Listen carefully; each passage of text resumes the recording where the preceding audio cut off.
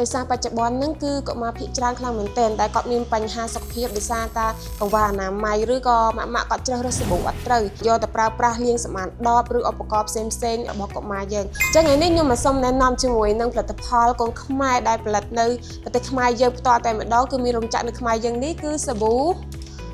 ផាសុខភាពសាប៊ូនេះគឺជាសាប៊ូលាងដបកូនក្មេងសម្រាប់ម៉ាក់ដែលងាយរងប្រតិកម្មលាក់ស៊ីអីអាចប្រើប្រាស់បានដូចគ្នាព្រោះដោយសារសាប៊ូយើងចម្រាញ់ពីពណ៌ខៀវ